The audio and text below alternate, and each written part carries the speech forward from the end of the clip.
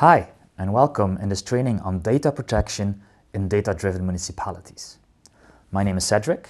I'm a researcher at Vives University College, and I specialize myself in legal aspects of the use of data and new technologies. Today, local municipalities look for innovative ways to tackle societal problems like traffic management, waste management, crowd control, and so on. And they increasingly look to data sources and new technology to achieve their goals. While these data and technology offer great opportunities, they immediately also raise questions in relation to data protection and privacy. So local municipalities, when they develop digital projects, will always need to be aware of data protection and the potential impact their activities have on the privacy of their citizens. In this training, I will try to give you some pointers, some tools to consider whenever you are initiating digital projects. It's not my intentions to make you experts on GDPR, but to give you the basics and to let you create the right reflexes that will allow you to ask the right questions and ask for further information where necessary. The first question we will obviously ask is, when does the GDPR apply? Whenever you initiate a digital project within your local municipality, right, and you start considering what data you need to make that project successful, you will have to consider whether or not the GDPR applies. The GDPR will apply whenever you start processing personal data. Two concepts are important here. Personal data on the one hand, the processing thereof on the other. If we look at personal data, then we can define this as any information about an identified or identifiable natural person. Whenever data allows you to directly or indirectly identify a natural person, you will fall within the scope of the GDPR. Direct identification of a person occurs on the basis of information that leads directly to the identity of that person. Think about a name, an address, a national registration number, or any photo or video, right? Those allow you to directly identify a person. In that instance, the GDPR will come in scope. Indirect identification, on the other hand, occurs on the basis of information that in itself is not directly linkable to a person, but becomes linkable when combined with other available information. A postal code in and of itself does not lead to the identification, right? Combined with other information, it might. The same happens, for example, with IP addresses, right? An IP address is just a number, but from the moment you can link it to a specific computer, right, you will be able to identify the person sitting behind the computer, owning that computer. Floating car data in and of itself is not linkable to a person. However, when you combine it with a database stating who owns what car, such floating car data allows you to indirectly identify an individual. Whenever that's the case, again, you will fall within the scope of the GDPR. So whenever you are looking at the data set and you consider using it, ask yourself the question, does the data allow you to identify a person? If the answer is a resounding yes, you will most likely fall within the scope of the GDPR. Is the answer no, then we are dealing with non-personal data and the GDPR will, in most cases, not be applicable. Are you not entirely sure, or do you have a mixed database with both non-personal and personal data? The best way would be to treat that data as personal data, unless you will be able to split the non-personal data and the personal data.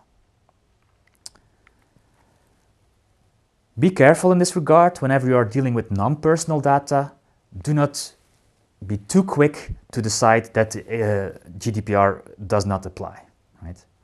because when you combine non-personal data, for example, with the data set containing personal data, or you combine different data sets of non-personal data, it might be that the combination will allow you to identify an individual. Right? If it's the case that you will combine it with other data sets containing personal data, or you can combine non-personal data sets, and in that way we'll be able to identify an individual, it's best to treat those as data that falls under the GDPR. If that's not the case, if you only have non-personal data and you are not going to use that together with other data sets, GDPR will not apply. That's about personal data. If we look at what processing is basically any operation performed on personal data. Whether it's collection of data, modification, retrieval, transfer, dissemination, combination, any operation that you perform on personal data will fall within the scope of the GDPR. Let's give a concrete example here. Say, as a local municipality, you want to engage in traffic management and you want to use technology to help you determine how busy it is, how many cars pass at a certain time, and so on. You will have resort to a lot of different technology. For example, you can use basic traffic counters who use radio waves to count every object that passes before the counter. Right? Such basic traffic counters will not generate personal data on their own, right? So when you are using those tools, in most cases you will be dealing with non-personal data and you will not have to abide by the GDPR unless you combine it with other sources, right? However, if you would try to count the traffic relying on Wi-Fi trackers or on ANPR cameras, right, which register license plates numbers, right? Then at that point you are dealing with personal data. So whenever you initiate a project, look at the technology you're willing to use and look at what data they gather. Based on that, you will be able to determine whether or not the GDPR will apply. Once you have determined that in the course of a certain project, personal data will be processed and that thus the GDPR will be applicable, the next question you will have to ask is whether the processing is lawful. Right? The GDPR requires that any processing has a specific legal basis. Right? It determines 6 legal bases that might warrant processing. These 6 legal bases are consent, the protection of vital interests, the performance of a legal or a contractual obligation, the pursuance of a public interest, or the pursuance of a legitimate interest. If we look at what lawful grounds for processing exist for local administrations, local municipalities, then consent and public interest surface as the 2 key grounds. One nuance is important here. Consent will not always be available because the GDPR requires a true meaningful consent, and in relation to the government, it will not always be possible for a citizen to give true meaningful consent. In case, for example, citizens want to become a member of a local municipal library, then it will be able to consent to its lawful processing, because in that case the consent is true and meaningful. On the other hand, when a municipality uses smart cameras for traffic management purposes, for example, a citizen who wants to use the roads cannot meaningfully consent to the processing. This means that in most instances, right, the pursuance of a public interest, the exercise of public authority will be the one ground local municipalities will have to resort to when they want to process personal information.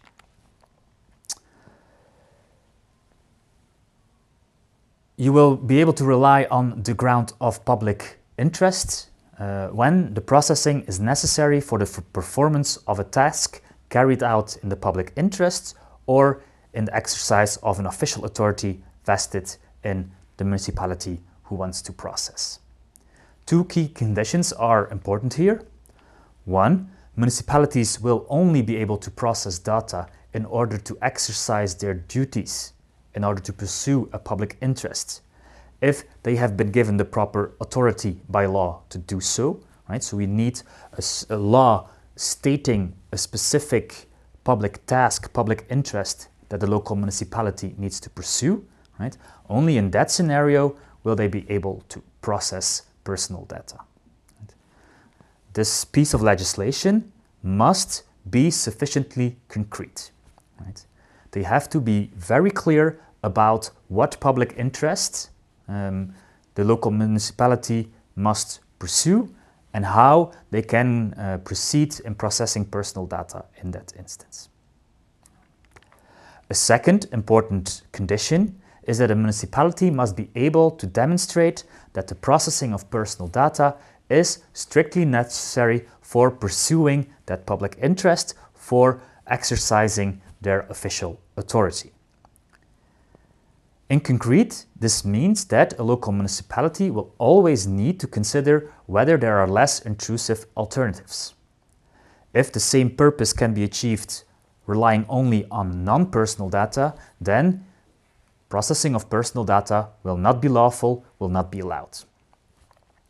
At all times, they will also have to conduct a proportionality assessment where they determine whether the infringement of privacy, the processing of personal data, outweighs the objective, the public interest being pursued, being achieved. Think, for example, about crowd management. Many local municipalities want to be able to engage in crowd management activities, to engage in crowd control in their city centers or when events take place on their territory. Right? Public safety is a public interest, an exercise of official authority that is vested in local municipalities through a piece of legislation. Right? So the first condition of public interest will be satisfied. However, whenever they consider what technology they will use, they will have to consider whether less intrusive alternatives are available. In most circumstances, measuring how busy a city center is will be able through relying on radio wave technology or laser technology like LiDAR sensors, right? And there is no need to engage in processing personal data, meaning that if they rely on smart cameras, the processing might be unlawful because less intrusive radio wave laser technology is available. The requirement that all processing of personal data is based on one of the 6 legal bases mentioned in the GDPR is an important cornerstone of the regulation. Another key piece of the GDPR is the principle of purpose limitation. The principle of purpose limitation states that personal data must always be collected for specified, explicit, and legitimate purposes, and that such personal data cannot be further processed in a way that is incompatible with that purposes. In essence, the requirement, the principle of purpose limitation has 2 components. First, processing must occur for a specified, explicit, and legitimate purpose. 2, the personal data collected for specified purposes cannot be further processed in a manner that is incompatible with those purposes. How specific, how precise a purpose must be specified is context specific. It has to be determined on a case-by-case basis. The more severe the infringement of the privacy of those involved is, the more detailed a purpose must be. In any case, the purpose must always be detailed enough to determine what kind of processing is and is not included within the specified purpose. So whenever you want to process personal data, you will have to be able to link it to a specified purpose, a purpose that is explained, written down prior to the collection of the personal data. Now, in the present context, where local administrations, municipalities engage in digital projects and process personal data in the context thereof, this requirement of a specified purpose does not cause many problems. Right? After all, the processing of personal data will in most cases be based on a law that grants public authority or that accords a public interest task to the local administrations. In most instances, the purpose, specified purpose, can be derived from that piece of legislation that gives the authority that grants that public interest task. Say, for example, a piece of legislation gives a local municipality the authority to act with regard to public safety, right? They can rely on that piece of legislation as a purpose for further processing of personal information.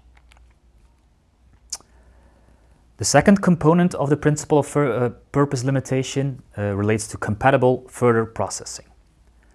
Whenever you process in a way that is incompatible with the prior precise purposes, then such processing is prohibited. Say you collect data in the context of law enforcement, for example, right? The data you collected in that context and for the purpose of law enforcement can, in most other instances, not be used in other contexts, such as traffic management and so on. There are some exceptions, right? The two main exceptions here are when the data subject gives his or her consent, because in that way they essentially waive the protection that they are offered by the purpose limitation principle. If you collect personal data of a citizen in one context and he consents to further processing in another context, there will be no issue. The purpose limitation principle will be satisfied. Another exception will be when there is a law adopted at the European level or at the national level that allows incompatible further processing, then again, further processing will be allowed. With regard to local administrations, the second exception provides some possibilities. However, it will sometimes be difficult to pinpoint or to adopt a new law that allows the further processing. In any case, this complicates the reuse of data, the sharing of data between government institutions. Why? Because the data collected by one government body in one context cannot simply be transferred to another government body who would process the personal data in a different context. The government is not considered one informational unit. Right? Also very important, and it's closely related to the principle of purpose limitation, is the obligation of data minimization. Right? Whenever you collect personal data for a specific purpose, right, the personal data must be adequate, relevant, and limited to what is necessary to achieve that purpose. Meaning that local administrations may not collect more personal data than strictly necessary. They will always have to check, do I need this data to achieve this purpose I'm pursuing? The second component is that the personal data may not be kept longer than necessary to achieve the stated purpose. Again, let's look at an example. You see a picture of an automatic number plate registration camera on the slide. At least in Belgium, such type of cameras were installed for law enforcement purposes. Now, what we've seen is that many local administrations have wanted to use the data generated by these cameras for other purposes, for example, traffic management or crowd control, even when they wanted to create a low emission zones, right? They wanted to be able to check how, want to rely on those cameras to enforce that low emission zone, right? Public safety is obviously a task of public interest, so the cameras can be used to pursue that. Traffic management as well is also a public interest that local municipalities can be pursued. However, because the ANPR camera was installed for law enforcement purposes, the principle of purpose limitation will object against the use of the data generated by those cameras in a traffic management context, for example. This further processing will be incompatible unless there's a law that allows the further incompatible processing of the data generated by this camera.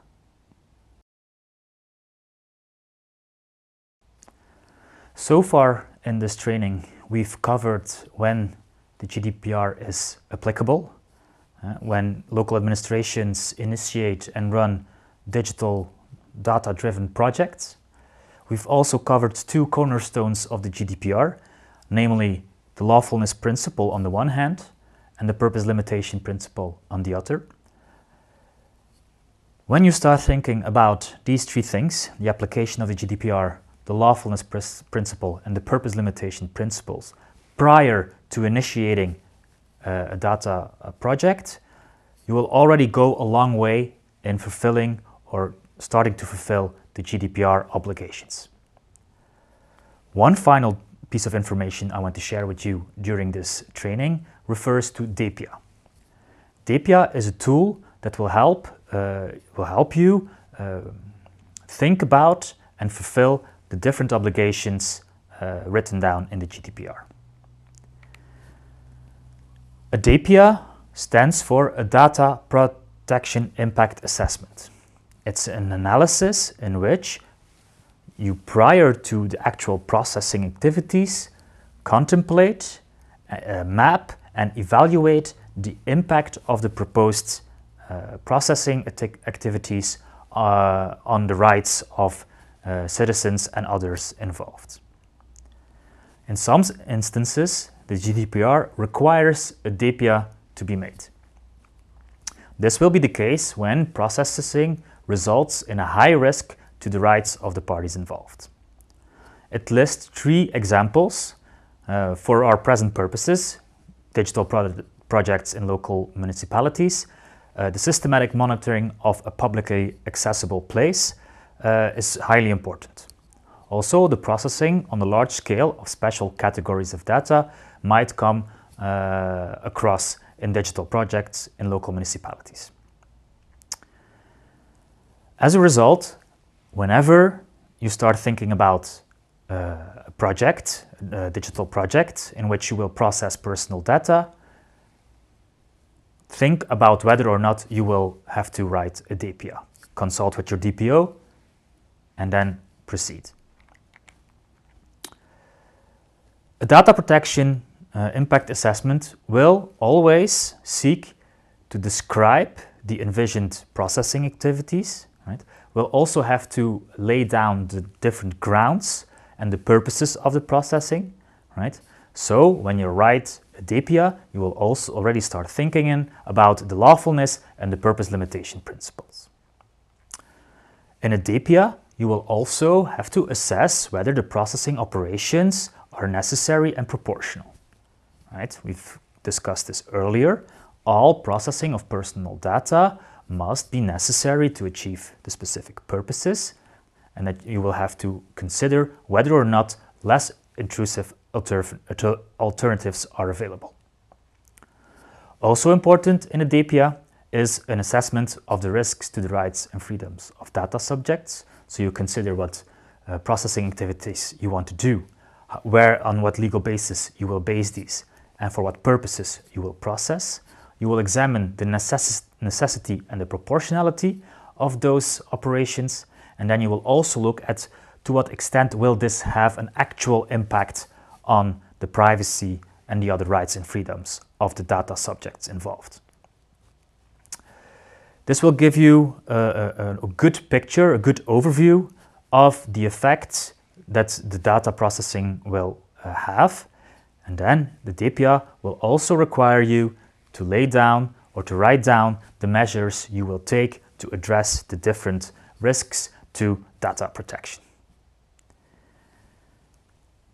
Clearly, if you start thinking about a data project within your municipality and you think, let's make a DPIA, a data protection impact assessment, through this operation you will start thinking and you will be able to fulfill the different requirements of the GDPR.